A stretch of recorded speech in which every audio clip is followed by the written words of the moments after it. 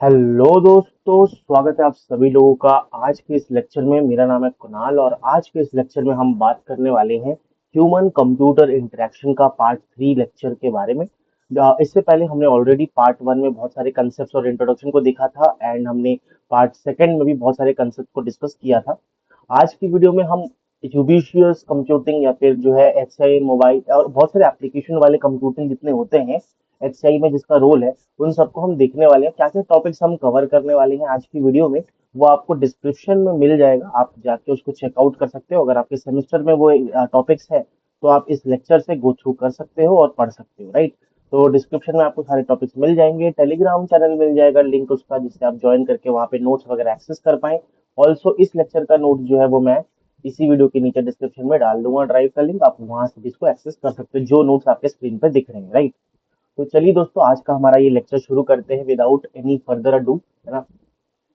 हमारा पहला टॉपिक दोस्तों आज का ये है, that is called HCI in mobile and ubiquitous computing. Mobile में, मोबाइल आपको पता है ये वाला होगा, नहीं होगा, हमारा मोबाइल, ठीक है। अब मोबाइल में किस तरीके से हम एचसीआई का इस्तेमाल कर सकते हैं वो हमें देखना है।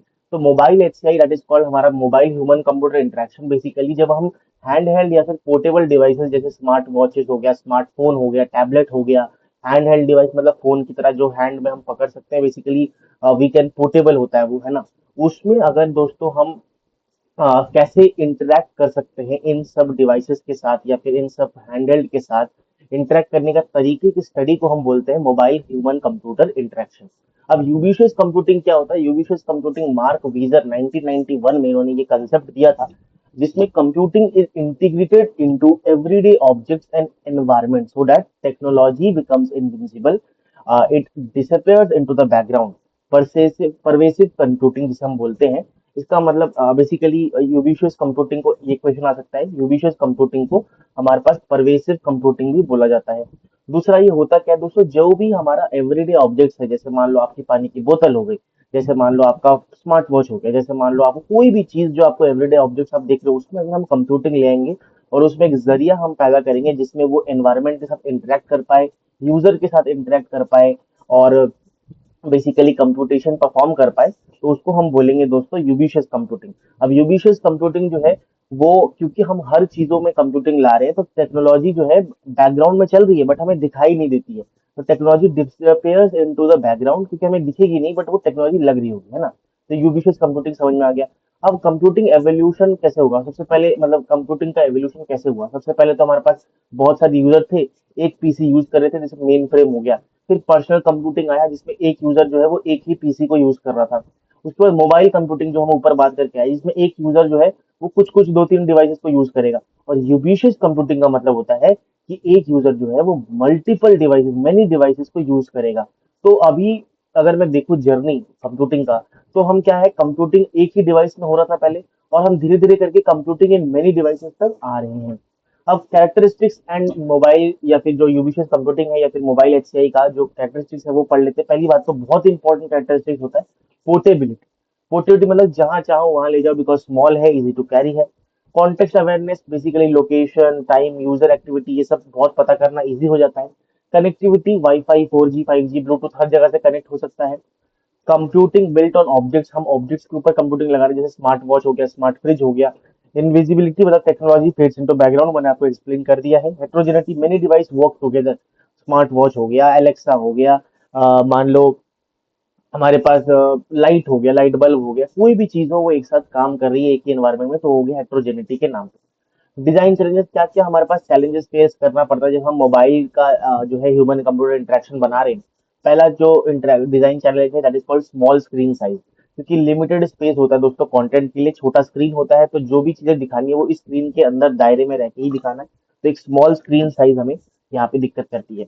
उसके बाद फैट फिंगर प्रॉब्लम हो सकता है, क्योंकि बहुत सारे स्मॉल आइकन्स है, तो हम उंगली में दबाना चाह रहे थे ये वाला बटन बट दब गया ये पूरा दोनों, तो दिक्कत हो सकती है। तो touch target too small relative to the finger tip. Variable context while using walking driving in sunlight, any sunlight होगा, any time we can, basically यहाँ पे हम यूज कर सकते हैं, बट वहां पे फिर उसका जो है एनवायरनमेंट चेंज करना पड़ेगा। लिमिटेड इनपुट का मतलब कीबोर्ड या फिर माउस यहाँ पे नहीं होता है, जैसे लैपटॉप या कीबोर्ड में हमारा कीबोर्ड होता है, सॉरी लैपटॉप और पीसीज में हमारे पास कीबोर्ड होता है, माउस होता है। इसमें हमारा वो सीन नहीं है। यहाँ पे हम टच, वॉइस, जेस्चर इनके ऊपर रिलाई करके हम जो है कम्युनिकेट करते हैं या फिर इंटरेक्ट करते हैं। बैटरी पावर रिसोर्स कंस्ट्रेंट होता है, क्योंकि बैटरी हम इतना ज्यादा बड़ा तो डाल नहीं सकते, क्योंकि छोटी सी डिवाइस है, स्मॉल डिवाइस है, पोर्टेबल डिवाइस है, याद रखना पोर्टेबिलिटी बहुत इंपॉर्टेंट होता है। नेटवर्क वेरिएबिलिटी मतलब अगर कनेक्शन ड्रॉप हो सकता है, स्लो स्पीड ऑफ नेटवर्क मिल सकता है हमारे पास, जब नेटवर्क रहेगा तो सही, अगर नेटवर्क नहीं रहा तो फिर नॉट सही, राइट। तो ये चीज हो सकती है। डिवाइडेड अटेंशन, इसका मतलब यूजर जो है वो मल्टीटास्किंग करने लगता है रियल वर्ल्ड के साथ, मोबाइल को रखते हुए साथ में। आपने देखा होगा बात करते करते आप कोई और काम भी कर रहे हो, आप जो है ट्रेन में ट्रैवल कर रहे हो और आपके फोन में, हाथ में फोन है, वो सब हमारा मल्टीटास्किंग हमारे पास होने लगता है। मोबाइल डिजाइन प्रिंसिपल वही, थंब फ्रेंडली रोज डिजाइन हमें बनानी जिससे हम सही से टच कर पाए, मिनिमलिज्म रखना है, सिंपल और जितना नेसेसरी है उतना रखो, लार्ज टच टच टारगेट बनाने की कोशिश करो, रेस्पॉन्सिव फीडबैक होना चाहिए, जेस्चरल इनपुट जैसे touch, swipe, pinch, long press वगैरह वगैरह का फीचर आपको देना है, कंसिस्टेंसी रखनी है। बेसिकली जो भी आप प्लेटफॉर्म यूज कर रहे हो, फॉर एग्जांपल आईओएस हो गया या फिर एंड्रॉइड हो गया, उस सबका जो प्लेटफॉर्म कन्वेंशन है वो आपको वही फॉलो करना है। ऐसा नहीं कि कुछ जगह आपने आईओएस फॉलो किया है, कुछ जगह आपने एंड्रॉइड फॉलो किया है ना। तो ऐसा भी नहीं होना चाहिए, राइट। ऑफलाइन सपोर्ट होना चाहिए, ऐसा नहीं कि भाई हर जगह जो है ऑनलाइन ही आप रहो, ऑफलाइन सपोर्ट होना चाहिए। अब ये फिट्स लॉ है मोबाइल डिजाइन के लिए, मैंने आपको बताया था, ये फिट्स लॉ हमने ऑलरेडी डिस्कस किया है कि बेसिकली मान लो, मैं आपको एग्जांपल दिखाता हूँ। मान लो कि आप जो है यहाँ पे अपना वीडियो देख रहे हो कोई, ठीक है, और यहाँ पे जो है आपका क्रॉस बटन है, आपका माउस का कर्सर यहाँ पे है। अब कर्सर को माउस तक, सॉरी, कर्सर को क्रॉस बटन तक ले जाने का डिस्टेंस डी है, और ये जो क्रॉस बटन है, इसका जो विड्थ है, इसका जो विड्थ है, ये पूरा विड्थ जो है वो मान लो एक्स मान लेते हैं, ठीक है। तो जो फिट्स लॉ क्या बोलता है कि जो टी है, that is A plus B, ये दोनों कांस्टेंट है, एम्पेरिकल कांस्टेंट होते हैं, मल्टीप्लाइड बाई, मतलब बेसिकली ये मल्टीप्लाइड बी के साथ है, लॉग बेस टू, ये जो डी निकाला था अपॉन में एक्स प्लस वन, ठीक है, यही होता है सिंपल सा फॉर्मूला। ये निकालने के लिए काम आता है, प्रिडिक्टिव मॉडल है, जो कि टाइम कितना चाहिए होता है हमें निकालने के लिए एक पॉइंटर को पॉइंट करके टारगेट तक पहुंचाने में, तो वो बेसिकली हमारा फिट्स लॉ होता है। न्यूमेरिकल आप देख सकते हो, ज्यादा इंपॉर्टेंट नहीं है दोस्तों अभी के लिए। अगर आप क्योंकि ज्यादातर थ्योरेटिकल एग्जाम्स ही होते हैं, तो मैंने फिर भी डाल दिया है, अगर किसी का पूछ लिया तो फिर आप जवाब दे पाओ, और मैंने समझा भी दिया। अब आता है कॉन्टेक्स्ट अवेयर कंप्यूटिंग। ये क्या होता है दोस्तों? Computing based on the system environment, system के एनवायरनमेंट के हिसाब से जब हम कंप्यूटिंग करें, इसका मतलब बेसिकली हमारे सिस्टम के पास ये एबिलिटी है कि वो जो है इंफॉर्मेशन गैदर कर पाए हमारे एनवायरनमेंट का, जैसे हमारा लोकेशन क्या है, हमारा टाइम क्या चल रहा है अभी, हम क्या एक्टिविटी अभी परफॉर्म कर रहे हैं, दौड़ रहे हैं, भाग रहे हैं, ड्राइव कर रहे हैं, क्या कर रहे हैं। तो वो सारी चीजें जो है वो अपने आप सेंस करके एनवायरनमेंट से इंफॉर्मेशन गैदर कर सकता है, तो उसको हम बोलते हैं कॉन्टेक्स्ट अवेयर कंप्यूटिंग। तो इसके लिए बेसिकली हमारे पास टाइप्स ऑफ कॉन्टेक्स्ट, लोकेशन हो सकता है, आइडेंटिटी हो सकता है, कौन यूजर है, टाइम हो सकता है, एक्टिविटी हो सकता है, ये चीजें आप याद रख सकते हो, ठीक है। इसको याद रखने के लिए मैं आपको ये बोल सकता हूँ, टीला, टीला, टीला मतलब टाइम, आइडेंटिटी, लोकेशन एंड हमारे पास एक्टिविटी।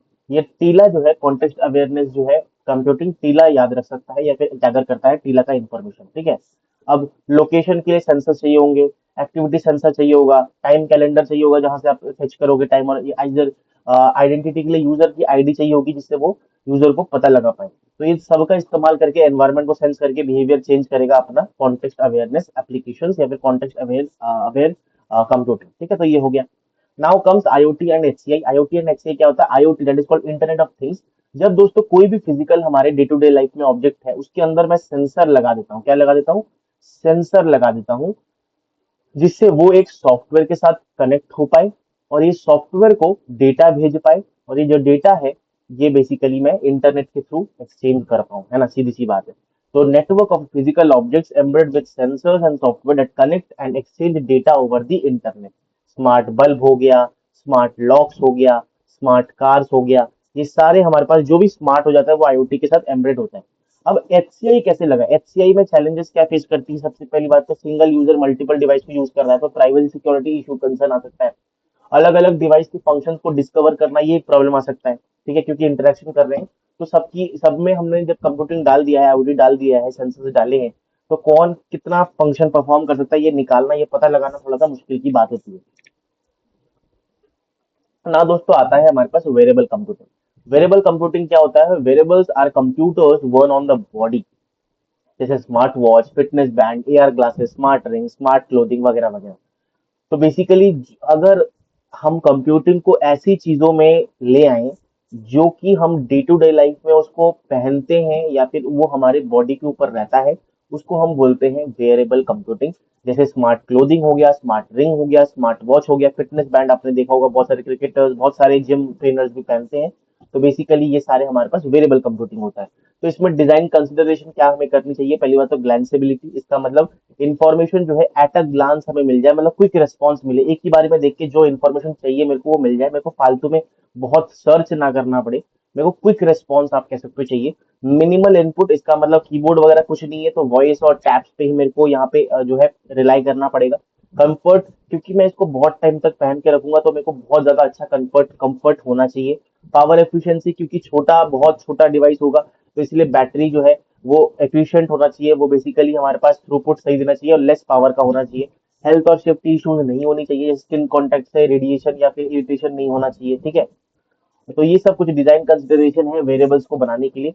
अब यहाँ पे हमारे पास वही बात है कि मोबाइल इंटरेक्शन की टेक्निक, जैसे टच हो गया, जेस्चर हो गया, वॉइस हो गया, मोशन हो गया, बायोमेट्रिक हो गया, हैप्टिक हो गया, मैंने आपको बताया था। टच मतलब टैप, डबल टैप वगैरह वगैरह, जेस्चर मतलब स्वाइप, पिंच, जूम, वॉइस मतलब सीरी, गूगल असिस्टेंट वगैरह वगैरह, मोशन टिल्ट मतलब shake to undo, tilt to scroll, biometric fingerprint, face ID biometric में आ जाएगा। तो ये सब कुछ टेक्निक्स है, आप याद रख सकते हो, बहुत सिंपल सिंपल है। अब दोस्तों आता है social computing and collaborative interfaces. Social interaction और कम्युनिकेशन के बारे में हम बात करने वाले हैं। पहली बात तो सोशल कंप्यूटिंग क्या, अभी तक हमने मोबाइल कंप्यूटिंग के बारे में पढ़ा, हमने मोबाइल की सारी चीजें पढ़ी, उसमें हमने देखा कॉन्टेक्स्ट अवेयरनेस कंप्यूटिंग क्या होता है, फिर हमारे पास यहाँ पे हमने देखा आईओटी और एचआई क्या होता है, फिर हमने देखा यहाँ पे कि भाई हमारे पास वेरिएबल कंप्यूटिंग क्या होता है। अब हम देखने वाले सोशल कंप्यूटिंग के बारे में। सोशल कंप्यूटिंग दोस्तों ऐसा ब्रांच ऑफ कंप्यूटर साइंस जो कि फोकस करता है सोशल इंटरेक्शन, कम्युनिकेशन और कोलैबोरेशन की। पीपल बेसिकली दोनों लोगों के बीच में जो इंटरेक्शन है, सोशल इंटरेक्शन है, कम्युनिकेशन है, कोलैबोरेशन है, टेक्नोलॉजी का इस्तेमाल करके, उसको स्टडी को हम बोलते हैं सोशल कंप्यूटिंग। जैसे इंस्टाग्राम हो गया। अब कोलैबोरेटिव इंटरफेस क्या होता है? कोलैबोरेटिव इंटरफेस दोस्तों अलाउ करता है मल्टीपल यूजर्स को एक शेयर्ड टास्क पे काम करने में। आइदर वो एक साथ काम करे सेम टाइम पर, जिसको हम असिंक्रोनस बोलेंगे, और अगर डिफरेंट डिफरेंट टाइम पे काम कर रहे हैं तो उसको असिंक्रोनस बोलेंगे। तो होता क्या है मेन, अब वो साथ में करे ना साथ में करे वो अलग बात है। मेन चीज है जब मल्टीपल यूजर कोई शेयर टास्क को परफॉर्म कर रहे हो, either at the same time और at the different different times और डिफरेंट डिफरेंट लोकेशंस, उसको बोलते हैं कोलैबोरेटिव इंटरफेसेस। अब इसमें एक मॉड्यूल आता है that is called CSCW, that is called हमारे पास कंप्यूटर सपोर्टेड कोऑपरेटिव वर्क। ये एक बेसिकली किस तरीके से पीपल या फिर जो लोग हैं वो एक साथ काम करते हैं कंप्यूटर टेक्नोलॉजी का इस्तेमाल करके। बेसिकली ये स्टडी करता है किस तरीके से लोग जो है वो बेसिकली काम करते हैं, एक दूसरे के साथ परफॉर्म करते हैं, काम करते हैं कंप्यूटर टेक्नोलॉजी का इस्तेमाल करके। और जो सॉफ्टवेयर सिस्टम इस चीज के लिए बना है, जिसके लिए ये सारे जो लोग हैं वो कंप्यूटर टेक्नोलॉजी का इस्तेमाल करके काम कर पाए, उसके लिए सॉफ्टवेयर बनाया गया है जिसका नाम है ग्रुपवेयर।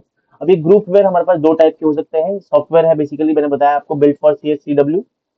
हाँ, ये बेसिकली हमारे पास एक है टाइम, और बेसिकली दो टाइप के होते हैं यहाँ पर, सेम टाइम और डिफरेंट टाइम। अगर सेम टाइम सिंक्रोनस हो गया, जैसे हमारा वीडियो कॉन्फ्रेंस, जूम चैट वगैरह वगैरह, और डिफरेंट टाइम में हमारे पास जैसे ईमेल, विकीपीडिया, गूगल डॉक्स वगैरह वगैरह। अब कैटेगरीज ऑफ हमारे पास यहाँ पे क्या बोलते हैं, ग्रुप में चार टाइप के होते हैं: कम्युनिकेशन, कॉन्फ्रेंसिंग, कोऑर्डिनेशन, कोलैबोरेशन। अब कम्युनिकेशन टूल्स आपको पता ही है, ईमेल हो गया, इंस्टेंट मैसेजिंग, वीडियो कॉल हो गया।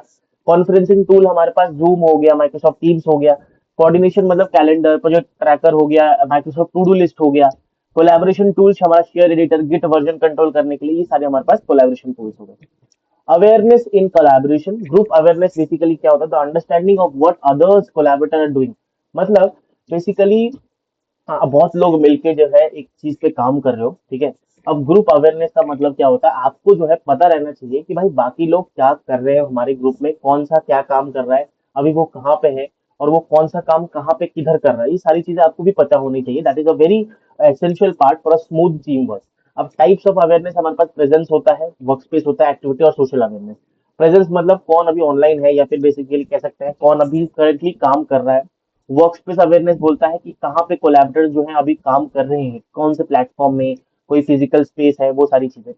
देन एक्टिविटी अवेयरनेस मतलब बेसिकली बाकी लोग अभी क्या कर रहे हैं, एक्टिविटी सबका क्या क्या है। और सोशल अवेयरनेस मतलब मूड, रिलेशनशिप्स और अटेंटिवनेस सबका, मतलब किस मूड से कौन काम कर रहा है, कौन किस माइंड स्टेट ऑफ माइंड में है, ये सारी चीजें पता लगा, that is called social awareness, मतलब पता रहना, आई गेस।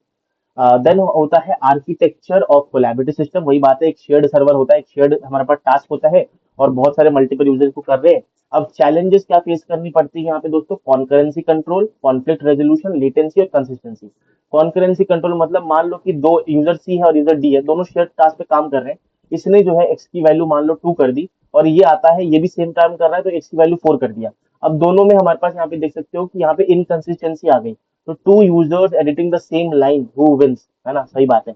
तो ये हो गया कॉन्करेंसी को कंट्रोल करना, जिससे हमारे पास यहाँ पे दिक्कत ना हो, वैल्यू यहाँ पे हमारे पास इनकंसिस्टेंसी ना आए जो भी वो काम कर रहे हैं। देन कॉन्फ्लिक्ट रेजोल्यूशन मतलब मर्ज कॉन्फ्लिक्ट, कि भाई हमारे पास यहाँ पे दोनों ने कुछ ना कुछ चेंज किया, उसके बाद मर्ज जब करेंगे तो कौन सा मर्ज होगा, किस तरीके से मर्ज होगा। लेटेंसी मतलब मान लो किसी ने कोई एक्शन परफॉर्म किया तो बाकी लोग जो वो टास्क परफॉर्म कर रहे हैं उसको वो चेंजेस कितने देरी बाद दिखने वाली है। कंसिस्टेंसी मतलब all the users see the same data, जितने भी यूजर्स है वो डेटा को एक साथ ही देखें और सेम डेटा को देखें, दैट इज कॉल्ड हमारा कंसिस्टेंसी। सोशल कंप्यूटिंग के प्लेटफॉर्म्स मेरे को बताने की जरूरत नहीं है, आप लोग बहुत एक्टिव हो, बहुत ज्यादा अच्छे से बातचीत करते हो, अब मेरे को बताने की जरूरत नहीं। Design principle for collaboration, clear awareness use होना चाहिए, मतलब क्लियर अवेयरनेस, जैसे मैंने आपको बताया अवेयरनेस क्यों चाहिए हमें, जितने टाइप्स ऑफ अवेयरनेस होते हैं वो सारे आपके पास होने चाहिए। सिंक और असिंक इंटरेक्शन हमें करना है, मतलब एक साथ और बिना एक साथ, मतलब एक टाइम पे नहीं। कॉन्फ्लिक्ट फ्री एडिटिंग करना है, कॉन्करेंसी कंट्रोल लाना है, नोटिफिकेशन को इंक्लूड करना है अपने कामों में। फिर प्राइवेसी और रोल्स को, कौन एडमिन है, कौन एडिटर है, कौन व्यूअर है, वो हमारे पास देखना है। हम प्रोवाइड हिस्ट्री और अंडू का ऑप्शन हमें देना चाहिए हमेशा जब आप कोलैबोरेटिव वर्क कर रहे हो या डिजाइन कर रहे हो। और शेयर्ड कॉन्टेक्स्ट हमारे पास रखना है। चैलेंजेस इन सोशल कंप्यूटिंग, जैसे मैंने आपको पढ़ा, यह टॉपिक हमारा खत्म हो रहा है। मिस इन्फॉर्मेशन या फेक न्यूज, क्योंकि भाई हम सोशल मीडिया पे आपने देखा होगा बहुत फेक न्यूज आता है। प्राइवेसी इश्यूज, साइबर बुलिंग हो गया, इको चेम्बर्स या filter bubbles, addiction due to infinite scroll and notification, आपको जो हो चुका है इंस्टाग्राम से, वही उसी की बात हो रही है। तो ये सारी चीजें हमारे पास चैलेंजेस हो सकती है सोशल कंप्यूटिंग की। दो तीन याद रख सकते हो, बना बना के लिख सकते हो। हम दोस्तों आगे बढ़ेंगे, हम पढ़ने वाले हैं अपना नेक्स्ट टॉपिक, ये chapter that is called human robot interaction, that is HRI। HRI के बारे में पढ़ने वाले हैं, ह्यूमन और रोबोट किस तरीके से इंटरेक्ट करता है उसके बारे में हम पढ़ने वाले हैं। तो an interdisciplinary field of studying interaction between human and robots. Human और रोबोट्स किस तरीके से इंटरेक्ट कर रहे हैं, इसकी स्टडी को बेसिकली अगर करेंगे हम, तो उसी को हम ह्यूमन रोबोट इंटरेक्शन बोलते हैं। अब ये जो है HCI को, रोबोटिक्स को, AI को, साइकोलॉजी को और इंजीनियरिंग को, हर चीज को कंबाइन करके जो है, कंबाइन करता है, जिससे एक साथ वो काम कर पाए, बेसिकली ह्यूमंस के लिए काम कर पाए, ह्यूमन के साथ काम कर पाए और ह्यूमन के अराउंड काम कर पाए। तो इन सब चीजों के लिए हमारे पास ह्यूमन रोबोट इंटरेक्शन जरूरी होता है। अब बेसिकली दोस्तों HRI बेसिकली क्यों मैटर करता है, क्योंकि robots are living factories and entering homes. पहले जो था, अभी तक हम रोबोट्स का इस्तेमाल करते थे फैक्ट्रीज वगैरह में छोटा मोटा टास्क कराने के लिए। बट अब धीरे धीरे जैसे जैसे टेक्नोलॉजी आगे बढ़ रही है, वैसे वैसे जो लोग हैं घर में वो भी जो है क्या करना चाहते हैं, रोबोट्स को लाना चाहते हैं, जिससे उनका काम जो है वो आसान हो जाए, homes, hospitals, school, public spaces, इन सब जगहों में इनका फायदा हो सके। तो human needs a natural and safe ways to communicate and command and trust that robots, है ना? तो क्योंकि वो ला रहे हैं अपने घर में या फिर ये जगहों में, और नॉर्मली वो बेसिकली हमारे पास अब फ्रेंडली हो रहा है, तो ऐसे हमारे पास नेचुरल और सेफ वे चाहिए जिससे वो बातचीत कर पाए अपने रोबोट के साथ और ट्रस्ट कर पाए। अगर हमारा बैड ह्यूमन रोबोट इंटरेक्शन होता है तो यहाँ पे एक्सीडेंट होने के खतरा होता है, डिस्ट्रस होने का खतरा होता है और अबेंडमेंट होता है, खतरा होता है, मतलब हम बेसिकली अब वापस से रोबोट्स को नहीं इंक्लूड करें। अब टाइप्स ऑफ रोबोट आपको पता ही है, इंडस्ट्रियल रोबोट हो गया, आप भी एक रोबोट ही बन चुके हो वैसे, पढ़ते पढ़ते रोबोट बन गए हो। अब इंडस्ट्रियल रोबोट दोस्तों हमारे पास, जो कि इंडस्ट्री वगैरह में, फैक्ट्रीज वगैरह में काम आता है। सर्विस रोबोट जो कि क्लीनिंग, डिलीवरी, इन सब जगहों में काम आता है। ये एग्जांपल लिखा है, रूम्बा हो गया, ये सब एग्जांपल्स है रोबोट्स के, जो रोबोट अभी एग्जिस्ट करती है। मेडिकल हमारे पास यहाँ पे रोबोट, सर्जरी बहुत फेमस एक रोबोट है, दविंसी। दविंसी जो है एक सर्जिकल रोबोट है जो कि सर्जरी वगैरह परफॉर्म करने में हमारे पास आता है।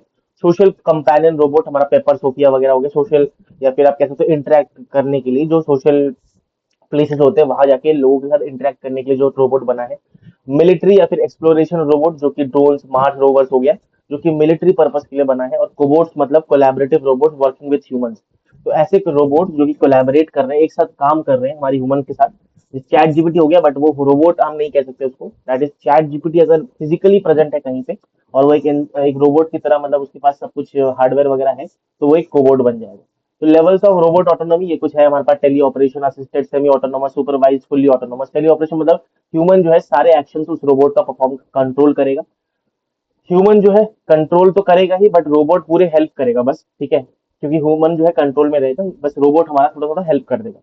सेमी ऑटोनोमस बस शेयर्ड कंट्रोल रहता है, आधा कंट्रोल हमारे पास मान लो रोबोट के पास रहता है, आधा कंट्रोल ह्यूमन के पास।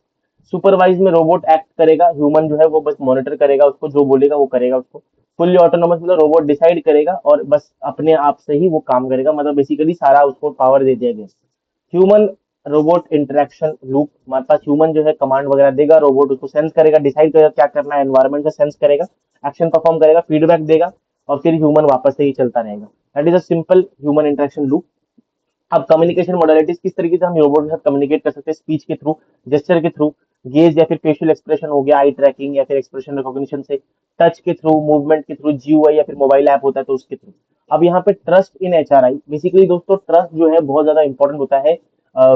User believe that robot will perform reliably and safely, ये बहुत इंपॉर्टेंट होता है, बिकॉज ये ट्रांसपेरेंसी, प्रिडिक्टेबिलिटी और कंसिस्टेंट बिहेवियर से ही हमारे पास ट्रस्ट बिल्ड होता है रोबोट का। अब क्या क्या फैक्टर्स है जो कि रोबोट के ट्रस्ट को हमारे पास अफेक्ट करती है? रोबोट का परफॉर्मेंस कैसा है, अगर उसने सही से अच्छे से रिलायबल काम किया तो सही है। अपेयरेंस कैसा है, क्या वो बेकार मशीन लाइक दिख रहा है, ह्यूमन लाइक दिख रहा है। बिहेवियर अभी तक का क्या रहा है, ट्रांसपेरेंसी है कि नहीं, पास्ट एक्सपीरियंस उसके रोबोट के क्या क्या रहे, मतलब सक्सेस और फेलियर्स। अब यहाँ पे अनकैनी वैली रही है, बेसिकली अनकैनी वैली क्या होता है, कोई भी रोबोट है हमारे पास दोस्तों, तो वो बेसिकली सबसे पहले अगर वो ह्यूमन लाइक है और वो कोई भी एरर नहीं कर रहा और उसका ट्रस्ट बेसिकली हमारे पास सही है, मतलब ट्रस्ट बिल्ड हो गया है, अचानक से at a point at a given near human level में जब वो पहुंचेगा ना, तो उसका ट्रस्ट बिल्कुल यूजर का ब्रेक होगा। एंड उसके बाद ऐसा ब्रेक होगा कि वो अनकैनी में पहुंच जाएगा बिल्कुल नीचे, और धीरे धीरे करके फिर वापस वो बढ़ेगा ट्रस्ट को बिल्ड करने में। देखो, तो यहाँ पे मान लो एक रोबोट है, यहाँ तक वो नियर ह्यूमन रियलिज्म में पहुंच गया, वो वापस से नीचे जो है पूरा पहुंच गया, उसका ट्रस्ट ब्रेक हो गया। अब धीरे धीरे करके वो वापस से फुल रियलिज्म में जाएगा। तो ये इस तरीके से हमारे पास अनकैनी वैल्यू होती है, जो कि मॉरिन ने 1970 में दिया था। अब सेफ्टी इन एचआरआई बहुत इंपॉर्टेंट होता है, कि बेसिकली इमरजेंसी स्टॉप का ऑप्शन होना चाहिए, फिजिकल सेफ्टी जैसे कोलिजन, शार्प एजेस वगैरह को हमें अवॉइड करना है, स्पीड और फोर्स के लिमिट्स में लिमिट कर देना है, जिसमें अगर ह्यूमन के पास रहता है तो उसका स्पीड और फोर्स दोनों ही कम रहे। प्रिडिक्टेबल मोशन हमारे पास, जिससे हमारे पास कोई फास्ट मूवमेंट या फिर सरप्राइज मूवमेंट वो ना दिखाए, जो उसके लिए जिससे बनाया गया है उतना ही वो दिखाए। कुछ स्टैंडर्ड जैसे आईएसओ 10 21 8 को फॉलो करना चाहिए, या फिर आईएसओ 15066 को फॉलो करना चाहिए। सेंसर रिडंडेंसी मतलब मल्टीपल सेंसर जो है वो डिटेक्ट कर सके ह्यूमन, ये सब हमारे पास चैलेंजेस आ सकते हैं।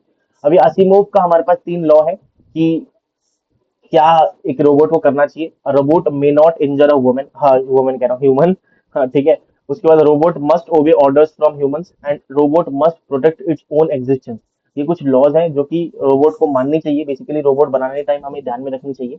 अब एचआरआई का डिजाइन प्रिंसिपल प्रेडिक्टेबल होना चाहिए, transparent, political and polite and natural, respect the personal space, adopt and allow override. तो ये कुछ सिंपल सिंपल है, सेल्फ एक्सप्लेनेटरी पॉइंट्स है, मैं ज्यादा इस पे एम्फोसाइज नहीं कर रहा हूँ। एप्लीकेशन एरिया हाईलाइट किया हुआ है, आप गो थ्रू कर सकते हो। Health care, education, manufacturing, domestic, search and rescue, hospitality, medical, military हो गया, सर्च एंड रेस्क्यू शायद यहाँ पे मिलिट्री हमारे पास होना चाहिए। हाँ देखो, स्पेस हो गया, मार्स रोवर, और मिलिट्री भी यहाँ पे आप लिख सकते हो, मिलिट्री रोबोट भी हमारे पास हो सकता है, ठीक है।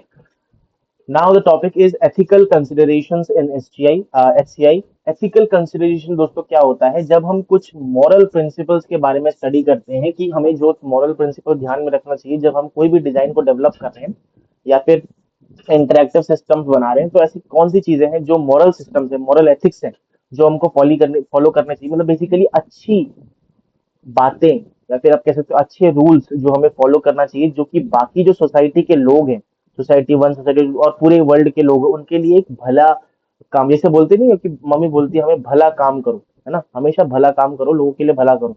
दैट इज कॉल्ड हमारे पास एथिक्स। अब मॉरल एथिक्स बेसिकली ऐसी चीजें जो भला कर सके लोगों का, हम लूटे ना उनको, हम ठगे ना लोगों को, तो वो होता है हमारा एथिक्स। अब एथिक्स एचसीआई में क्यों जरूरी है दोस्तों? जैसे टेक्नोलॉजी जो है बेसिकली वो बिहेवियर, ओपिनियन और सोसाइटी को शेप कर देता है, तो इसीलिए टेक्नोलॉजी हम ऐसी बनाएंगे जिससे वो जो है सही राह पे पॉजिटिव सेंस में बनाए। Poor design can harm the user, अगर मान लो कोई पुअर डिजाइन मैंने बनाया है तो वो हो सकता है ह्यूमन को मैनुपुलेट करे, यूजर को मैनुपुलेट कर दे या फिर एडिक्शन लगा दे।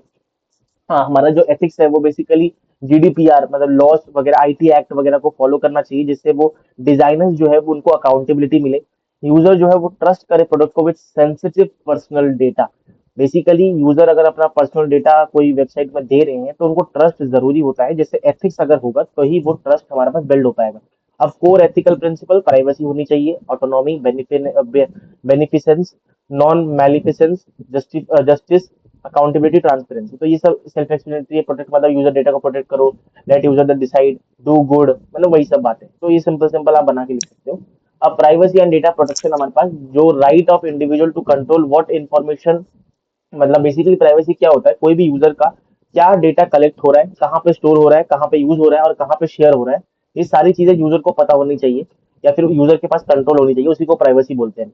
अब कुछ की प्रिंसिपल्स जो जैसे हमारे पास प्राइवेसी को इंश्योर करती है, lawful processing, data minimization, purpose limitization, accuracy, storage limitation, ये सारी चीजें हमारे पास होनी चाहिए। थोड़े नाम से पता चल रहा है कि हम डेटा जो है यूजर का वो ज्यादा टाइम तक स्टोर ना करें, एक्यूरेसी हम मेंटेन करें, डेटा जितना चाहिए है बिल्कुल नेसेसरी डेटा को ही कलेक्ट करो, फालतू के डेटा को और ज्यादा रखने के पास डेटा को मत जाओ। इन्फॉर्म्ड कंसेंट, इसका मतलब दोस्तों हमारे पास क्या होता है, आपने देखा होगा अगर आप गूगल में या फिर कोई भी ऐप है उसमें आप रजिस्टर कर रहे हो वाया गूगल, तो वो आपको ना इतना टर्म्स एंड शीट देता है यहाँ पे, और यहाँ पे एक बॉक्स होता है agree to terms and conditions, आप बोलते हो यस, तब जाके कंटिन्यू होता है, तो यहाँ पे कंटिन्यू होता है। तो this is called informed consent. Informed consent मतलब user must understand what they are agreeing to, मतलब जहाँ पे एग्री कर रहे हो ना कम से कम पढ़ लो। कोई नहीं पढ़ता मुझे पता है, बट पढ़ना चाहिए। Click through I agree boxes with long technical terms are unethical because users do not trust truly understand. तो इसीलिए हमारे पास ये जो यहाँ पे कंसेंट है या फिर आप कह सकते हो अग्रीमेंट है, वहाँ पे यूज प्लेन लैंग्वेज का इस्तेमाल करना है, शॉर्ट समरी और फुल डिटेल थोड़ा पॉइंट वाइज देना है, ग्रैनुलर कंट्रोल्स मतलब बेसिकली ऑप्ट इन या फिर ऑप्ट आउट पर डेटा टाइप का इस्तेमाल करना है, और इजी विड्रॉल ऑफ कंसेंट, मतलब बेसिकली ऐसा ना हो कि हम कंसेंट अगर है, मान लो कोई यूजर चाहता है कि नहीं भाई मैं कंसेंट नहीं दे रहा हूँ, तो वो इजी विड्रॉल भी कर सकता है, जरूरी नहीं है कि आई एग्री ही जरूरी है। ठीक है। बाइस इन fairness, algorithmic bias, that is when a system produces systematically unfair outcomes due to biased training data, design choices और डेवलपर assumptions। अगर मान लो हमारा ट्रेनिंग डेटा या फिर गलत हम लोग ट्रेनिंग डेटा देते हैं तो उसमें हमारे पास गलत आउटपुट देता है या फिर गलत अनफेयर आउटकम्स प्रोवाइड करता है हमारा सिस्टम ड्यू टू बाइस ट्रेनिंग डेटा डिजाइन चॉइसेस, तो उसको हम एल्गोरिथमिक बाइस बोलते हैं। तो आपने इसको एमएल वगैरह में भी देखा होगा, है ना। डार्क पैटर्न्स क्या होता है दोस्तों, कुछ ऐसे यूआई यूएक्स के डिजाइन ट्रिक्स जो बेसिकली डिजाइनर्स फॉलो करते हैं, डिजाइनर्स यूज करते हैं यूजर्स को ट्रिक करने के लिए। ठीक है। उनको बेसिकली ऐसे काम करवाने के लिए जो कि वो चाहते नहीं है करना, बट ना चाहते हुए कि उनको करना पड़ेगा, ऐसा टाइप। तो यहाँ पे बेसिकली ये कुछ डार्क पैटर्न है। रॉच मॉडल, इसका मतलब बेसिकली दोस्तों क्या है, अगर मान लो कोई वेबसाइट है आप उसमें साइन इन तो कर लोगे इजीली, बट मान लो आपको साइन इन कर रहे हो यहाँ पे आपको साइन आउट करना है कि भाई मेरे को नहीं रजिस्टर करना, बहुत काम जाम है, तो आप बैक नहीं आ सकते। This is called roach model. Confirm shaming, इसका मतलब no thanks I hate saving money. ठीक है। No thanks I hate saving money, ऐसे सब लाइंस का इस्तेमाल करके या फिर कंफर्म शेमिंग करके। ठीक है। मतलब बेसिकली यूजर को नीचे दिखाएंगे या फिर मजाक में ही सही नीचे दिखा के लोगों को बोलेंगे कि हाँ भाई अरे यार ये ऐसा बोल रहे हैं हमें पेमेंट कर लेना चाहिए, ऐसा टाइप से। हिडन कॉस्ट, बेसिकली ऐसे कॉस्ट जैसे मान लो दोस्तों ये मैंने भी यहाँ पे एक्सपीरियंस किया है। एक एप्लीकेशन होता है पेटीएम। पेटीएम में दोस्तों आपको ना यहाँ पे मिलेगा, मान लो जब आप जाओगे तो पेटीएम में आपको ना ऐसे सेंट या फिर परफ्यूम आपको बोलेगा कि 1 रुपए में मिल रहा है, कोई भी चीज हो सकता है 1 रुपए में मिल रहा है। अब आप क्या करोगे, अरे वाह 1 रुपए में मिल रहा है, तो आप क्या करोगे, उसको चेकआउट करने जाओगे, वो एक नए वेबसाइट में लेके जाएगा। नए वेबसाइट में जाके जब आप चेकआउट रजिस्टर वगैरह कर लोगे, फोन नंबर ले लिया, मेरा डेटा ले लिया उसने, फिर चेकआउट जैसे ही करने जाओगे ना दोस्तों, तो आपको वो पता है क्या लिखेगा, 299 रुपीज। तो बेसिकली क्या हो गया, कुछ जो हमारे पास हिडन कॉस्ट है वो लास्ट में जाके जब आप चेकआउट करते हो तब जाके दिख रहा है, जबकि 1 रुपए का होना चाहिए था बट 200-300 रुपए ले रहा है। That is called hidden cost. तो ये डिजाइन ये डार्क पैटर्न है जो कि यूजर जो है वो यूजर को ट्रिक करने के लिए इस्तेमाल होता है। पोस्ट कंटिन्यूटी ऑटो रिन्यू, मतलब मान लो कि आपने नेटफ्लिक्स का सब्सक्रिप्शन खरीद लिया है। ठीक है। अब नेटफ्लिक्स का सब्सक्रिप्शन अगर खरीदा खरीदा आपने, उसके बाद आप देख रहे हो बट आपको जो है आपने क्या होता है अपने आप ही जो है वो ऑटो रिन्यू हो जाता है हमारा सब्सक्रिप्शन जब इसका खत्म होगा। तो ऑटो रिन्यू कर देते हैं विदाउट वार्निंग, एक वार्निंग देना चाहिए कि भाई आपका जो सब्सक्रिप्शन है वो खत्म हो चुका है, do you want to auto renew. तो इस तरीके से ना हो कि फोर्स कंटिन्यू हमारे पास हो जाता है। ठीक है। बेट एंड स्विच, मतलब प्रॉमिस किया था एक्स देंगे, डिलीवर करते हैं भाई, ये सारी चीजें। प्राइवेसी का सेटिंग्स की कंफ्यूजन को प्राइवेसी जकरिंग हम बोलते हैं। तो ये सब कुछ प्रॉब्लम्स है दोस्तों जो डार्क पैटर्न्स हमारे पास होती है। ये इंपॉर्टेंट है दोस्तों, आप इसको ध्यान रख सकते हो, डार्क पैटर्न्स क्या होता है हमारे यूआई यूएक्स पे या फिर बेसिकली तो बेसिकली एथिकल एचसीआई में। एथिक्स इन एचसीआई के टॉपिक में, तो ये ध्यान रख सकते हो। एक्सेसिबिलिटी हमने ये पहले ही पढ़ा रखा है कि बेसिकली जब हम सिस्टम को डिजाइन करें अपने पीपल विद डिसेबिलिटी को, लोगों को भी ध्यान में रखते हुए, विजुअल, ऑडिटरी, मोटर और कॉग्निटिव इम्पेयरमेंट जिनके पास है, उनको ध्यान में रखते हुए जब हम डिजाइन करते हैं तो उसको हम बोलते हैं एक्सेसिबिलिटी। अब ये वेब कंटेंट एक्सेसिबिलिटी गाइडलाइंस ने 4 प्रिंसिपल्स दिए थे। परसिवेबल मतलब जो है, जो कंटेंट आप बना रहे हो, जो डिजाइन आप बना रहे हो, वो देख सकें लोग और सुन भी सके, तो उसमें हमारे पास बहुत सारे सुनने के फीचर्स भी डालने हैं, देखने के फीचर्स भी डालने हैं। ऑपरेबल मतलब हम कीबोर्ड, वॉइस, टच हर जगह से यूजेबल उसको यूज कर पाए। अंडरस्टैंडेबल मतलब क्लियर लैंग्वेज, प्रिडिक्टेबल बिहेवियर रखना है अपने डिजाइन का। रोबस्ट मतलब असिस्टिव टेक्नोलॉजी के साथ हमारे पास काम कर सके। अब असिस्टिव टेक्नोलॉजी क्या होता है दोस्तों? स्क्रीन रीडर हो गया, ठीक है। स्क्रीन रीडर मतलब कोई भी, जैसे मान लो मैंने प्राइवेसी पे टैप किया, तो प्राइवेसी पे जैसे ही मैं टैप करूंगा तो प्राइवेसी पे जो भी चीज लिखी हुई है वो मेरे को दिखाई दे, सुनाई दे। That is called screen reader. जो भी लिखा होगा वो सुनाई देगा, जिससे जो बेसिकली हमारे पास विजुअली इम्पेयर्ड है उनको बेसिकली हमारे पास काम करने में आसान हो जाए। और भी हमारे पास यहाँ पे असिस्टिव टेक्नोलॉजी, जैसे सीनियर मोड हो गया। सीनियर सिटीजन मोड हमारे पास क्या करता है, अगर आप इसको बटन को दबाओगे तो हमारा जो पूरा स्क्रीन है वो थोड़ा जूम इन हो जाएगा, जिससे क्लियरिटी आपको दिखे और बड़ा बड़ा हमें थोड़ा दिखेगा, क्योंकि सीनियर सिटीजन को थोड़ा कम जो है आंखों में पावर होता है, तो उनको हेल्प करने के लिए हमारे पास यहाँ पे कुछ असिस्टिव टेक्नोलॉजीज होती हैं। फिर ये टॉपिक है एथिकल डिसीजन फ्रेमवर्क। वही बात है कि कौन पैसा लगा रहा है आपके डिजाइन में, पहले वो पता लगाओ। एथिकल इश्यूज को फाइंड आउट करो, उनको इवैल्यूएट करो, ऑप्शन क्या क्या है, रिस्क जो है वो सब इवैल्यूएट करो। चूज द फेयर ऑप्शन, क्योंकि हम मॉरल एथिक्स की बात कर रहे हैं यहाँ पे। और फिर इम्प्लीमेंट और मॉनिटर इसको करो। तो step to consider two for the ethical interaction, ठीक है। अब ये कुछ हमारे पास मेजर फ्रेमवर्क्स हैं। जीडीपीआर में आपको बताया था, जनरल डेटा प्रोटेक्शन रेगुलेशन, ठीक है। आई ट्रिपल, ये सारे जो है हमारे पास मॉरल एथिक्स और मेजर फ्रेमवर्क्स है जो हम फॉलो करते हैं अपने डिजाइन के मॉरल एथिकल एथिक्स को फॉलो करने में एचसीआई के अंदर, ठीक है। नाउ हमारे पास यहाँ पे future trends and emerging technology in HCI के बारे में हम बात करने वाले हैं।